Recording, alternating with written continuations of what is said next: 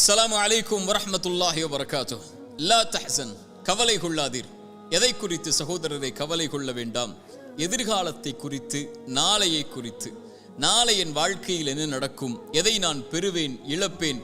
யாரிடத்திலே வந்து சேர்வார்கள்? யாரை விட்டு நான் பிரிவேன்? ஒருவேளை என்னுடைய தொழிலில் நஷ்டம் ஏற்பட்டால், ஒருவேளை எனக்கு வேலையை அவர்கள் நிறுத்திவிட்டால், ஒருவேளை நான் மரணித்து விட்டால் என் குடும்பத்தின் நிலைமை என்ன? பிள்ளைகளின் எதிர்காலம் என்ன? ஒருவேளை என்ற 1000 எதிர்காலத்தை பற்றிய கேள்விகளின் பயத்தோடு ஒரு மனிதன் இன்றைய நேரத்தை கழிப்பதால் அந்த பயமே அவனுடைய இன்றைய நாளையும் அழித்து நிகழ்காலத்தை தரைமட்டமாக்கி விடுகிறது. அந்த கவலையிலேயே மூழ்கி எதிர்காலத்தை நோக்கி நகராமல் இருளில் ஒரு மனிதன் தன்னை ஆக்கிக் கொள்கிறான். என் தோழனே, என் சகோதரனே, நாளை என் வாழ்வில் என்ன நடக்கும்? நான் எதை நோக்கி செல்கிறேன்? எதை நான் பெறுவேன் என்ற கல்வி யாரிடத்தில் இருக்கிறது? இறைவன் சொல்லுகிறான், எந்த ஒரு உயிரும் அறியாது அது நாளை எதை செய்யும் என்று. இறைவன் மேலும் சொல்லுகிறான், ஒரு செயலை நாளை நான் செய்வேன் என்று சொல்லாதீர்கள். எதுவரை? இறைவன் நாடினாலே அன்றி என்ற வார்த்தையை சேர்க்காமல் என்ன சொல்ல வருகிறான்? எதிர்காலத்தை பற்றிய எல்லா கல்வியும் இறைவன் ஒருவனிடத்தில் தான் இருக்கிறது. இறைத்தூதர் ஸல்லல்லாஹு அலைஹி வஸல்லம் சொன்னார்கள், இந்த வானங்கள் பூமிகளை இறைவன் படைப்பதற்கு முன்னதாக 50,000 ஆண்டுகளுக்கு முன்னதாகவே மனிதர்களின் விதியை இறைவன் எழுதிவிட்டான். எவ்வளவு நாள் இவன் வாழ்வான், எவ்வளவு நாளில் மரணிப்பான், எதை பெறுவான், எதை இழப்பான், இவனுடைய வாழ்வாதாரம் என்ன, இவனுடைய சொத்து என்ன, இவனுடைய நஷ்டம் என்ன, இவனுடைய உறவு என்ன, இவன் பிரிவது என்ன, எல்லாம் எழுதப்பட்டு விட்டது. வானங்கள் பூமி படைப்பதற்கு 50,000 ஆண்டுகளுக்கு முன்னதாகவே தாயுடைய கருவறையில் அவன் இருக்கும் போதே மீண்டும் அதை உறுதிப்படுத்தினான். இறைத்தூதர் ஸல்லல்லாஹு அலைஹி வஸல்லம் சொன்னார்கள், நல்லா கேட்டுக்கோங்க, உள்ளத்தை தட்டி இந்த ஹதீஸை அந்த உள்ளத்துக்கு சொல்லிக் கொடுங்க. எந்த ஒரு உயிரும் இந்த உலகத்தில் இருந்து மரணிக்காது அதனுடைய வாழ்வாதாரத்தை முழுமையாக்காமல். சுப்ஹானல்லாஹ், மீண்டும் சொல்கிறேன், எந்த ஒரு உயிரும் இந்த உலகத்தில் இருந்து மரணிக்காது அதனுடைய வாழ்வாதாரத்தை முழுமையாக்காமல். இவன் எதை பெறுவான், எதை இழப்பான், இவனுடைய சொத்து என்ன, இவனுடைய செல்வம் என்ன? ஒரு மனிதன் தன்னுடைய கடைசி சொட்டு தண்ணீரை அருந்தும் வரை, ஒரு மனிதன் தன்னுடைய சுவாச காற்றின் கடைசி மூச்சை இறைவன் எழுதியதின்படி சுவாசிக்கும் வரை மரணம் வராது. ஏன் பயப்படுகிறாய் எதிர்காலத்தை பற்றி? இது எழுதப்பட்டு விட்டது உன்னுடைய வாழ்வாதாரம். எதை பெறுவாய் என்று, எதை இழப்பாய் என்று. நீ செய்ய வேண்டியதெல்லாம் அதை நோக்கி நகர வேண்டியது மட்டும்தான்.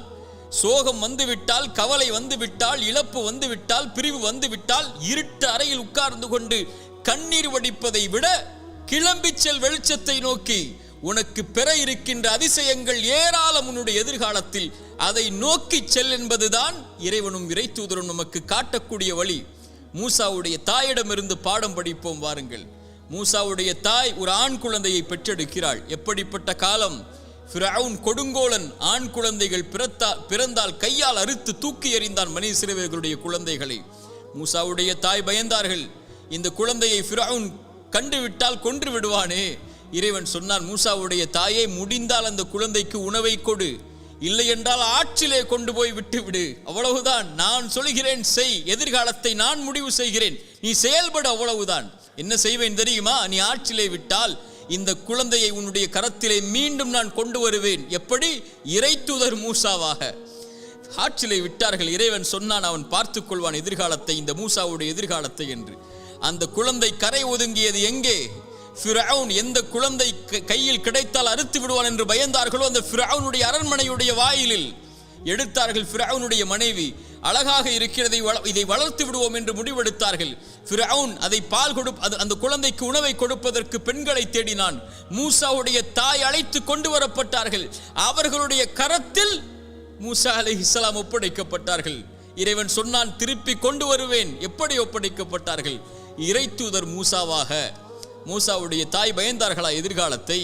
நபி யாக்கூப், நபி யூசுப் அலைஹிஸ்ஸலாம் விட்டார்கள். அவர்களுடைய சகோதரர்கள் கிணற்றிலே பயந்தார்களா? அவர்களை அந்த கிணறு தான் அவர்களை அரண்மனைக்கு கொண்டு சென்றது. அவர்கள் சிறையில் அடைக்கப்பட்டார்கள். அந்த சிறைச்சாலை தான் அவர்களை சிம்மாசனத்திலே உட்கார வைத்தது. நபி யூசுப் பயந்தார்களா? எத்துணை இறைத்தூதர்களுடைய வாழ்க்கை ஆரம்பத்தில் எப்படி இருந்தது? இறைவன் சொன்னான், எதிர்காலத்தை பற்றி அவர்கள் கவலைப்படவில்லை.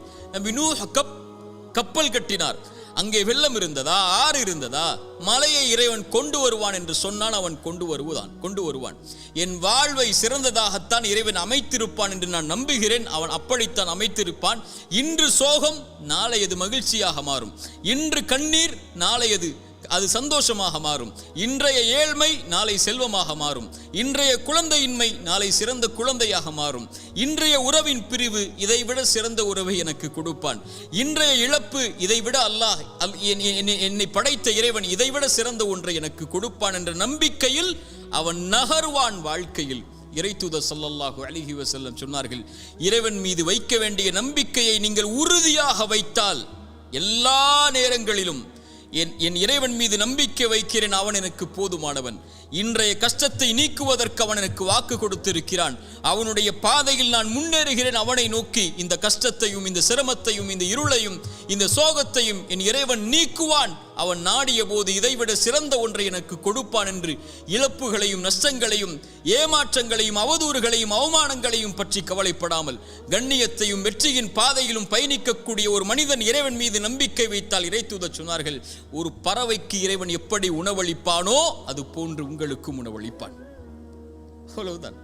பறவைக்கு உணவளிக்கக்கூடியவன் உங்களுக்கும் உணவளிப்பான். ஆனால் அந்த பறவை, இறைத்தூதர் சொன்னார்கள், காலையில் வயிறு காலியாக செல்கிறது, மாலை வயிறு நிரம்ப திரும்பி வருகிறது. அது காலையில் பசியாகத்தான் போகிறது. ஏன்? அது கூட்டுக்குள்ளேயே உட்கார்ந்து கொண்டு எனக்கு இறைவன் இந்த கூட்டில் உணவளிப்பான் என்று எதிர்காலத்தை பற்றிய பயத்தோடு உட்கார்ந்து இருக்கவில்லை. கிளம்பி செல்கிறது, இறைவன் உணவளிப்பான் என்று. மாலையில் வயிறு நிரம்ப வருகிறது. அதுபோல் இறைவன் மீது வைக்க வேண்டிய நம்பிக்கையை உறுதியாக திடமாக தெளிவாக நீங்கள் வைத்தால் என் இறைவன் என்னை ஒருபோதும் கைவிட மாட்டான் என்று இந்த பறவைக்கு உணவளிப்பதை போல் இறைவன் உங்களுக்கும் உணவளிப்பான். நான் எப்போதும் சொல்வதுதான் ஒரு அறிஞருடைய வார்த்தை. ஒரு இருள் சூழ்ந்த நேரத்தில் ஒரு இருண்ட பாறையில் ஒரு கருப்பு எறும்பு ஊர்ந்து சென்றால் அதை இறைவன் கண்காணிக்கிறான். அது நடக்கக்கூடிய சப்தத்தை இறைவன் கேட்கிறான். அது உள்ளத்திலே எண்ணக்கூடிய எண்ணங்களை இறைவன் அறிகிறான் என்றால், என் கண்ணீரையும் என் சோகத்தையும் என் கவலைகளையும் என் துக்கத்தையும் என் இறைவன் அறியாமல் இருப்பானா? அவன் சொல்லுவதெல்லாம் கிளம்பிச்சல். இருளில் உட்காராதே, சோகம் வந்துவிட்டால். தனிமையில் உட்கார்ந்து கலங்கிக் கொண்டிருக்காதே, பிரிவு வந்துவிட்டால். ஒன்றை இழந்து விட்டால் துவண்டு விடாதே, கிளம்பி செல். அடுத்தடுத்த வாழ்க்கை உனக்கு எதிர்நோக்கி இருக்கக்கூடிய அதிசயங்கள் ஏராளம். உட்கார்ந்து கொண்டால் கிடைத்து விடாது மானிடா, கிளம்பி செல். இறைவன் உன்னை சிறந்த வாழ்க்கையில் வாழ வைப்பான். ஒரு இறை நம்பிக்கை கொண்டவன் எதிர்காலத்தை பற்றிய எந்த பயமும் கொள்ளாமல், கடந்த காலத்தை பற்றிய எந்த கவலையும் கொள்ளாமல், இன்றைய நாளை முறையாக பயன்படுத்தி எதிர்காலத்திற்காக தன்னுடைய வாழ்வை செதுக்குவான். என்ன நடந்தாலும் எது ஆனாலும் என் இறைவனின் நாட்டத்தின்படிதான் நடக்கும் என்ற நம்பிக்கையில், அது இறைவன் நாடியதை நான் பெறும் வரை எனக்கு மரணம் வராது என்ற நம்பிக்கையில் அவனுக்கு இறைவன் அமைத்த நேர்த்தியான நேர்மையான அந்த விதியின் மீது நம்பிக்கை கொண்டு அப்படிப்பட்ட இறை நம்பிக்கையாளர்களாக நாம் மாறினால் நம்முடைய எதிர்காலத்தை பற்றிய கவலைகள் நம்மை விட்டு மறையும். இறைவன் அந்த பாக்கியத்தை எனக்கும் உங்களுக்கும் தரட்டும். அகூலு கௌலி ஹாதா அஸ்தக்ஃபிருல்லாஹ் லீ வலக்கும். அஸ்ஸலாமு அலைக்கும் வரஹ்மத்துல்லாஹி வபரகாத்துஹு.